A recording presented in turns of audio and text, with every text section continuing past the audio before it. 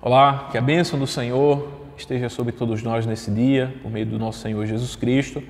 Eu sou o pastor Abraão Demétrios, pastor da Igreja Presbiteriana do Brasil, e nesse dia estarei compartilhando com você a mensagem do Evangelho de Jesus Cristo, conforme nos é apresentado no livro do profeta Samuel, no primeiro livro, no capítulo 1, a partir do versículo 11, nos diz assim a palavra do Senhor. E fez um voto, dizendo: Senhor dos exércitos, se benignamente atentares para a aflição da tua serva e de mim te lembrares, e da tua serva te não esqueceres, e lhe deres um filho varão, ao Senhor o darei por todos os dias da sua vida, e sobre a sua cabeça não passará navalha. Amém. Aqui nós estamos diante de uma poderosa oração, mas é uma oração feita em humildade. É uma oração feita como um servo do Senhor, alguém que sabe não apenas quem Deus é, mas sabe também quem é Ele mesmo o faz. Aqui está Ana, e ela diz acerca do Senhor que Ele é poderoso, é o Senhor dos exércitos. Mas ela diz também acerca de si mesma, quem ela é. Ela não é alguém que pode se apresentar diante de Deus e exigir que Deus faça o que ela quer que aconteça, mas ela se coloca na posição dizendo que é serva. Ela se coloca em uma posição humilde, ela se coloca numa posição da fé que é aprovada por Deus, a fé que é humilde, a fé que se humilha aos pés do Senhor. E Ana aqui, ela tem desejos santos, vontades santas. Ela apresenta diante do Senhor a sua necessidade, ela sabe o que é que ela quer. Ela pede ao Senhor um filho, ela está fazendo um voto ao Senhor. E aquilo que está movendo o seu coração não é uma barganha, mas é algo que tem acima de tudo, na mais alta significação, a glória de Deus, a glória que é devida ao nome do Senhor. Lembremos-nos do contexto ao qual Ana se encontrava. Era um contexto de depressão espiritual. Muito possivelmente, Ana viveu no tempo em que o juiz Sansão estava julgando a Israel. E foi um dos piores momentos da história de Israel. E o que veio depois só foi se agravar também. Era um momento de crise espiritual, era um momento de necessidade de liderança espiritual, liderança sadia, liderança que andasse verdadeiramente com o Senhor, liderança fiel ao Senhor, de servos do Senhor que conduzissem o povo em adoração real e verdadeira. E Ana, mesmo tendo a necessidade de um filho que trazia muitos significados para uma família, não apenas de relação afetiva e familiar, mas também nos aspectos sociais. Mas Ana não estava olhando para o seu umbigo.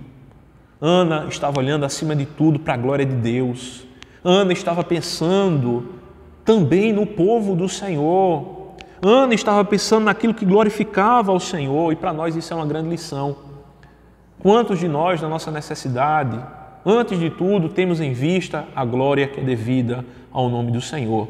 Muitas vezes nós pedimos e não recebemos porque nós pedimos mal. Pedimos para simplesmente nos esbanjarmos dos nossos deleites, mas nós não estamos preocupados, nós não temos em vista a glória devido ao nome do Senhor, nós não estamos nem aí para a igreja, nós não estamos nem aí para o necessitado, para o aflito, para aquele que tem a necessidade de ser ajudado por alguém, que recebeu um pouco mais e que pode compartilhar. É por isso que muitas vezes nós não recebemos. É porque nós não temos boas motivações no coração. Não era a situação de Ana. Por isso ela diz: Senhor, se o Senhor me der o filho, eu o darei ao Senhor todos os dias da sua vida, e sobre a sua cabeça não passará navalha. Ela já estava, antes mesmo de receber o filho, preparando espiritualmente a vida do seu filho. E como isso é um exemplo para nós de poder, de um exemplo de alguém fiel ao Senhor. Muitas vezes as pessoas estão preocupadas com a formação acadêmica, com as questões financeiras do seu filho, mas não estão nem aí para as questões espirituais. E aí vai quebrar a cara. Porque existe aquilo que nós já falamos em outros momentos, o tripé da existência humana. Existem os aspectos sociais, os aspectos culturais, né, os desenvolvimentos de relacionamentos, desenvolvimento de trabalho, desenvolvimento acadêmico, de investimentos, mas na vida do homem existe uma perninha que, se ela for tirada desse tripé, vai cair. É o aspecto da espiritualidade. Deus nos deu um mandato espiritual, não apenas social e cultural, mas também espiritual. E como nós temos nos importado com as questões espirituais? As pessoas muitas vezes não estão nem aí.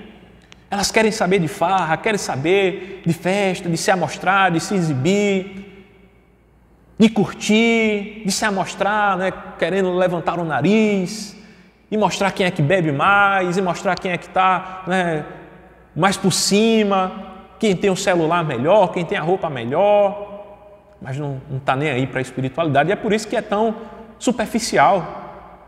Fica querendo simplesmente se exibir, fica querendo simplesmente se ensoberbecer diante dos outros. É porque falta espiritualidade. Alguém que falta espiritualidade é alguém vazio.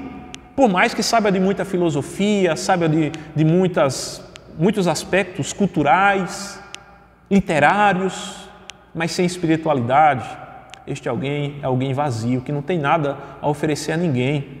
É alguém que é cego. É alguém que está andando, mas não sabe para onde vai, não sabe de onde veio.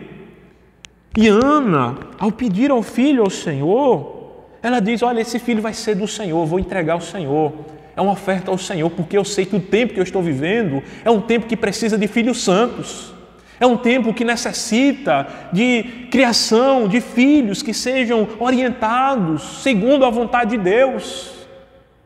De filhos que conheçam a palavra do Senhor, de filhos que saibam o que é oração, de filhos que saibam o que é invocar o nome do Senhor, o Senhor dos exércitos. Esse é o nosso tempo. Era o tempo de Ana, mas é o meu e o seu tempo também. É o tempo em que nós precisamos criar filhos para Deus, filhos com estrutura espiritual consistente, para não serem enganados pelos malditos do nosso tempo, que querem desvirtuar as gerações, que querem secularizar as gerações, que querem fazer com que a espiritualidade seja colocada em segundo plano, quando Deus diz que a espiritualidade é em primeiro lugar. Por isso Jesus diz: em primeiro lugar o seu reino e a sua justiça, e o resto é tudo secundário. Não é a mensagem desse mundo. O mundo diz: igreja é secundário, Bíblia é secundário, religião é secundário. E Deus diz: não, é prioritário, é em primeiro lugar. Sem a espiritualidade, as estruturas da sociedade, elas vão ruir. Olhe para a Europa e você vai ver o que é que está acontecendo.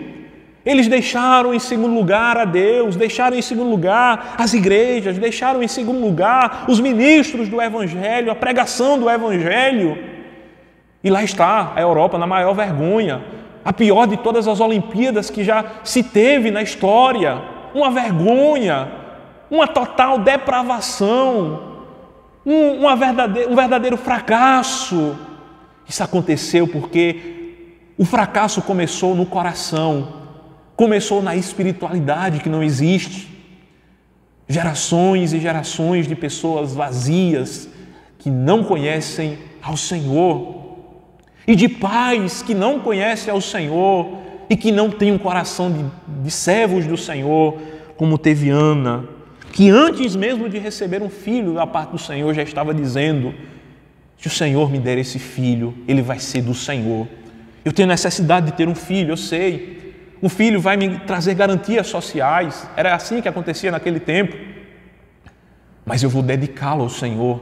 Ele vai estar no templo do Senhor. Ele vai ser alguém que vai servir ao Senhor com intensidade, porque assim significava o nazireado, para o que é apontado no final do versículo, quando diz: não passará navalha sobre a cabeça dele. É alguém que estava com foco na glória de Deus. Assim foi Ana. E o que será de mim e de você? Esse foi o foco de Jesus. Que possa ser também o meu e o seu foco, buscar a glória de Deus. Amém.